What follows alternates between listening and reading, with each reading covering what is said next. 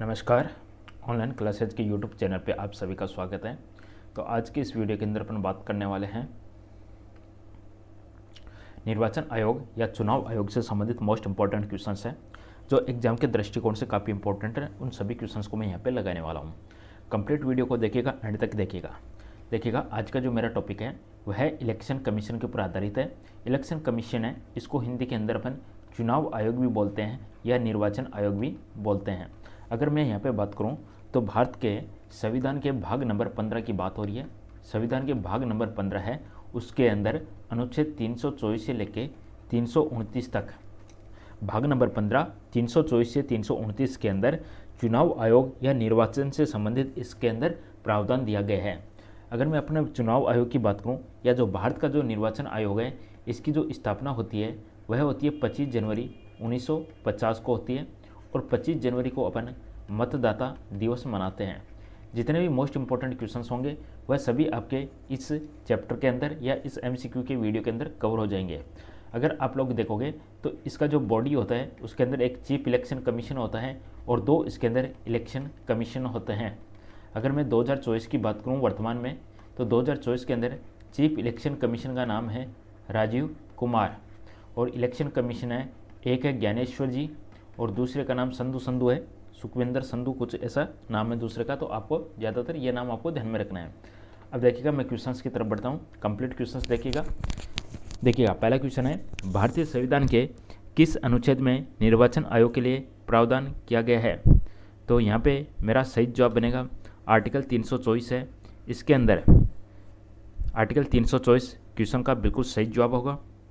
अगला क्वेश्चन मेरा है, निर्वाचन आयोग है, इसका चेयरमैन कौन होता है? इसका सही जवाब होगा मुख्य निर्वाचन आयुक्त या चीफ इलेक्शन कमीशन है, वह निर्वाचन आयोग का चेयरमैन होता है। भारत की जो निर्वाचन पद्धति है निम्न में से किस देश की निर्वाचन पद्धति के अनुरूप है? तो भारत के अंदर जो भी निर्वाचन किया जाता है, चुनाव किया जाता है, तो वह ब्रिटेन से संबंधित है। तो आंसर बनेगा यहाँ पे ऑप्शन नंबर सी, ब्रिटेन। चलिए अगला क्वेश्चन, प्रत्यक्ष निर्वाचन किसे कहते हैं? प्रत्यक्ष बोले तो डायरेक्ट इलेक्शन होता है। तो डायरेक्ट इलेक्शन के अंदर क्या होता है, जनता अपने प्रतिनिधि को चुनती है। तो यहाँ पे सही जवाब बनेगा जनता द्वारा प्रतिनिधि का चुनना। तो जनता किस प्रकार के प्रतिनिधि को चुनती है, जैसे कि पंच हो गए, सरपंच हो गए, और अपन बात करें एमएलए का चुनाव जनता करती है डायरेक्ट। जो लोकसभा के सदस्य होते हैं उनका चुनाव डायरेक्ट जनता करती है। तो प्रत्यक्ष निर्वाचन में जनता द्वारा प्रतिनिधि को चुना जाता है। भारत में निर्वाचन सूची तैयार करने की जिम्मेदारी किसकी है? निर्वाचन सूची की बात करें या वोटिंग लिस्ट की बात करें, तो वोटिंग लिस्ट को तैयार करने की जिम्मेदारी है निर्वाचन आयोग की है। अगला क्वेश्चन आपका, निर्वाचन आयोग का प्रमुख कौन होता है? तो इसका प्रमुख होता है मुख्य निर्वाचन आयुक्त या चीफ इलेक्शन कमीशन। अगला क्वेश्चन आपका, संसद द्वारा मुख्य निर्वाचन आयुक्त तथा अन्य निर्वाचन आयुक्त, मैंने आपको बताया था इसके अंदर एक तो चीफ इलेक्शन कमिश्नर होता है और दो इसके अंदर इलेक्शन कमिश्नर होता है। तो टोटल 3 सदस्यों में से मिलकर ये बॉडी बनता है। तो ये कह रहा है कि संसद द्वारा मुख्य निर्वाचन आयुक्त तथा अन्य निर्वाचन आयुक्तों की सेवा शर्तों से संबंधित अधिनियम कब पारित हुआ? तो यह अधिनियम पारित होता है सन 1994 में। सही जवाब होगा ऑप्शन नंबर डी। निर्वाचन आयोग की सहायता के लिए लोकसभा या राज्य विधानमंडल के साधारण निर्वाचन के पहले प्रादेशिक निर्वाचन आयुक्त की नियुक्ति करने का अधिकार किसे प्राप्त है? यहाँ पे आपसे क्वेश्चन पूछा गया है कि निर्वाचन आयोग होता है, उसकी सहायता करने के लिए राज्य के अंदर, निर्वाचन आयोग की सहायता करने के लिए राज्य के अंदर जो प्रादेशिक निर्वाचन आयुक्त नियुक्त किए जाते हैं। तो ये कह रहा है क्वेश्चन कि प्रादेशिक निर्वाचन आयुक्त होता है या राज्यों के अंदर जो निर्वाचन आयुक्त नियुक्त किए जाते हैं उनको नियुक्त करने का अधिकार किसके पास में है? तो उनको नियुक्त करने का अधिकार भी राष्ट्रपति जी के पास में है। अगला क्वेश्चन है, निम्न में से कौन मतदाता सूची को अद्यतन बनाकर तैयार रखता है? अद्यतन का मतलब है अपडेटेड। अपना जो भी वोटिंग लिस्ट होती है या जो भी अपनी मतदाता सूची है उसको बिल्कुल अपडेट रखने का काम किसका है? तो निर्वाचन आयोग का ये काम है। अगला क्वेश्चन, उपचुनाव कराया जाता है कब, कितने समय के बाद में? एक्चुअली उपचुनाव कब करवाया जाता है? जब किसी भी नेता की मृत्यु हो जाती है या अपन कहे किसी कारण से वह अपना इस्तीफा दे देता है, तो उस केस के अंदर उपचुनाव कराया जाता है और उसका कोई लिमिट नहीं है, कभी भी कराया जा सकता है समय परिस्थिति को देखते हुए। भारत में प्रथम आम चुनाव किस वर्ष में हुए थे? भारत के अंदर पहले आम चुनाव किस वर्ष में हुए थे? तो आंसर बनेगा इसका सन 1951-52 के अंदर पहले आम चुनाव हुए थे, 1951-52 के अंदर। अगला क्वेश्चन आपका, भारतीय निर्वाचन आयोग ने वर्ष 2010 में अपनी कौन सी जयंती मनाई? निर्वाचन आयोग की स्थापना होती है 1950 में, तो 1950 में, तो 2010 में अपनी कौन सी जयंती मनाएगा? इसका आंसर बनेगा स्वर्ण जयंती। स्वर्ण जयंती कैसे आ गई इसमें, बट मना ली उन्होंने। एक्चुअल में इसकी स्थापना होती है 25 जनवरी 1950 को इसकी स्थापना होती है। ध्यान दीजिएगा इस क्वेश्चन के ऊपर।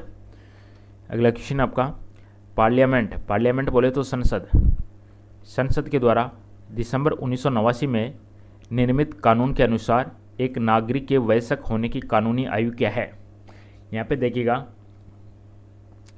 यहाँ पे नागरिक पूछा गया है, एक नागरिक होता है उसके वयस्क होने की कानूनी आयु क्या है? कानूनी आयु यानी उसको वोट देने का अधिकार कब मिल जाता है? 18 वर्ष में। चुनाव के समय किसी चुनाव क्षेत्र में चुनाव प्रचार कब बंद करना होता है? चुनाव के समय में चुनाव प्रचार कब बंद करना होता है? तो आंसर बनेगा मतदान समाप्त होने से 48 घंटे पहले।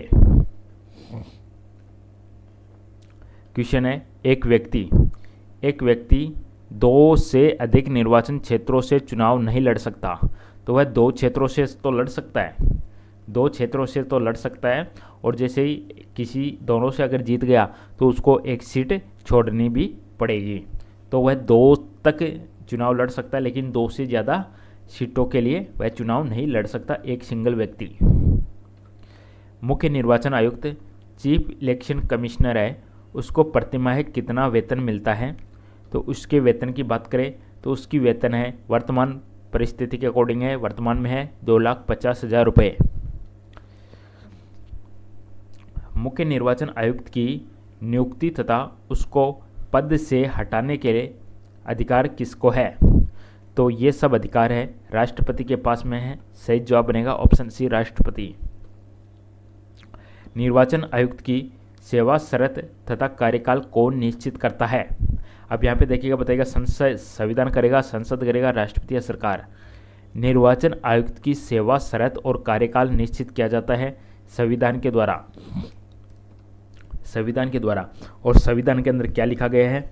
जो चीफ इलेक्शन कमिश्नर होगा, जो चीफ इलेक्शन कमिश्नर होगा उसका जो कार्यकाल होगा वह या तो 6 वर्ष का होगा या 65 वर्ष, जो भी 6 वर्ष उसका कार्यकाल रहेगा, या वह जब तक 65 वर्ष की आयु तक का हो जाता है तब तक की, जो भी पहले होगा वो उस अकॉर्डिंग उसका कार्यकाल रहेगा।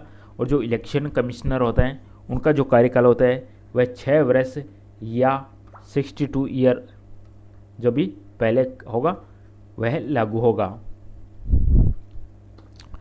तारकुंडे समिति और गोस्वामी समिति का संबंध किससे है? तारकुंडे समिति एंड गोस्वामी समिति का संबंध किससे है? इसका सही जवाब बनेगा चुनाव व्यवस्था में आमूल सुधार से संबंधित है, चुनाव व्यवस्था में आमूल सुधार से संबंधित है।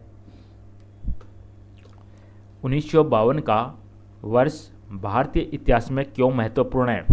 क्या हुआ था 1952 में?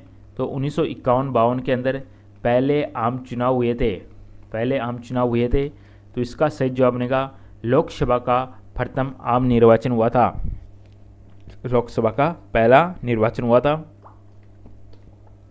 भारत के मुख्य चुनाव आयुक्त की नियुक्ति कौन करता है? तो यहाँ पे सही जवाब होगा राष्ट्रपति के द्वारा नियुक्ति की जाती है। परिसीमन आयोग का अध्यक्ष कौन होता है? परिसीमन आयोग का अध्यक्ष कौन होता है? तो इस क्वेश्चन का सही जवाब होगा मुख्य चुनाव आयुक्त होता है, चीफ इलेक्शन कमिश्नर। संविधान लागू होने के बाद राष्ट्रपति ने पहली बार कब 2 व्यक्तियों को मुख्य निर्वाचन आयुक्त की सहायता के लिए निर्वाचन आयुक्त के पद पर नियुक्त किया? संविधान लागू होने के बाद राष्ट्रपति ने पहली बार कब 2 व्यक्तियों को, मैंने बताया चीफ इलेक्शन कमिश्नर होता है, उसकी सहायता करने के लिए 2 व्यक्ति को इलेक्शन कमिश्नर के पद पर नियुक्त किया? तो ये बताइएगा किस वर्ष के अंदर ये व्यवस्था चालू हुई? तो यह व्यवस्था चालू होती है 1989। सही जवाब बनेगा इसका option number D 1989। Very important question है आपका एग्जाम के दृष्टिकोण से। 1989 भारत के विभिन्न राजनीतिक दलों को राष्ट्रीय या क्षेत्रीय दल का दर्जा देने का अधिकार किसको है? कोई नेशनल पार्टी होगी या कोई रीजनल पार्टी होगी? किस पार्टी को नेशनल का दर्जा देना है, किसको रीजनल का दर्जा देना है, यह अधिकार है चुनाव आयोग के पास में। Option C. निर्वाचन आयोग निम्न में से किन निर्वाचनों के लिए अधीक्षण, निर्देशन और नियंत्रण का कार्य करती है? बताइएगा। Question number 25।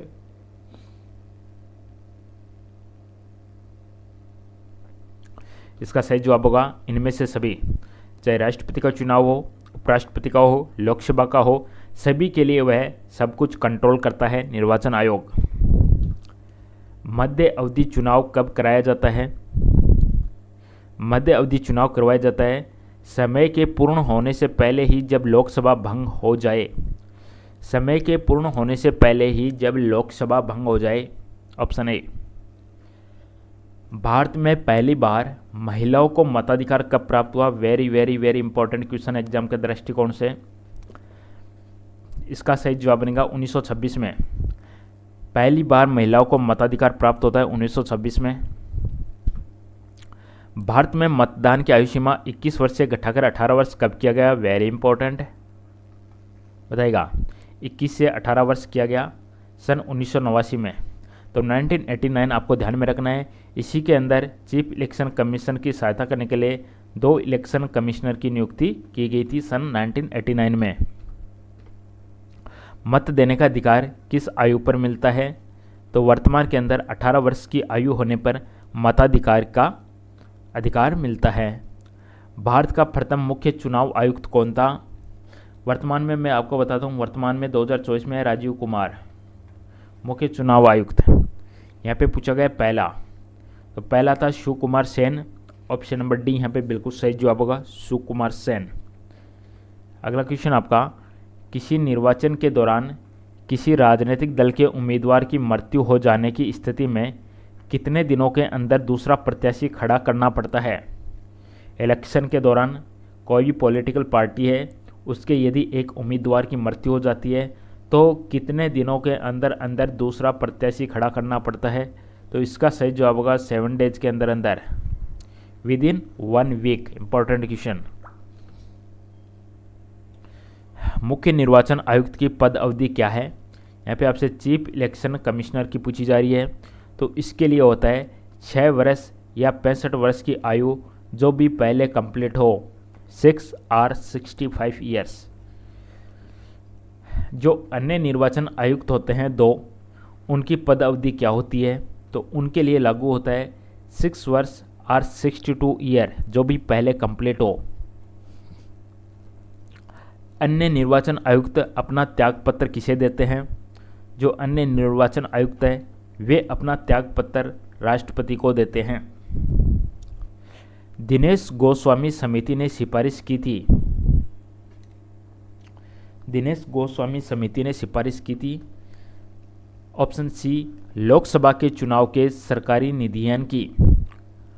दिनेश गोस्वामी समिति ने सिफारिश की थी लोकसभा के चुनाव के सरकारी निधियन की। दिनेश गोस्वामी समिति का संबंध किससे था? निर्वाचन सुधार से। निर्वाचन सुधार से। Option B. मुख्य निर्वाचन आयुक्त या मुख्य चुनाव आयुक्त है, उसको पद से हटाया जा सकता है किस माध्यम से? बताइएगा। यह भी अच्छा क्वेश्चन है एग्जाम के दृष्टिकोण से, इंपॉर्टेंट क्वेश्चन। इसका सही जवाब होगा आपका, संसद के दोनों सदनों के सदस्यों के 2/3 बहुमत से प्रमाणित कदाचार के आधार पे। मुख्य चुनाव आयुक्त को पद से हटाया जा सकता है संसद के दोनों सदनों के सदस्यों के 2/3 बहुमत से।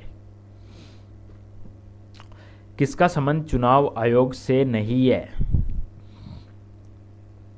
चुनाव की अधिसूचना जारी करना, चुनाव चिन्ह का बंटवारा करना, चुनाव की वैधता का निपटारा करना, चुनाव शांतिपूर्ण ढंग से संपन्न कराना। तो यहाँ पे सही जवाब होगा ऑप्शन नंबर सी, चुनाव की वैलिडिटी का निपटारा करना। यह काम चुनाव आयोग का नहीं है। इंपॉर्टेंट क्वेश्चन है। निम्न में से कौन सा आयोग भारत के संविधान के एक अनुच्छेद के अंतर्गत सुस्पष्ट उपबंध के पालन में गठित हुआ? यानी एक प्रकार से संवैधानिक निकाय है। दिए गए ऑप्शन में से कौन सा एक संवैधानिक निकाय है? तो यहाँ पे जो संवैधानिक निकाय है वह है अपना निर्वाचन आयोग, जिसको संविधान के भाग नंबर 15 में स्थान दिया गया है। 324 से 329 तक के अनुच्छेद इसके लिए रिजर्व रखे गए हैं। कौन सा काम निर्वाचन आयोग का नहीं है? तो निर्वाचन आयोग का काम नहीं है चुनाव के लिए उम्मीदवारों का चयन करने का काम है पॉलिटिकल पार्टीज का। इसी के साथ मैं एक छोटा सा सेशन था मेरा यहीं पे समाप्त करता हूँ। वीडियो पसंद आए लाइक कीजिए, चैनल को सब्सक्राइब कीजिए, घंटी के निशान को दबाइएगा। बहुत बहुत धन्यवाद। Thank you.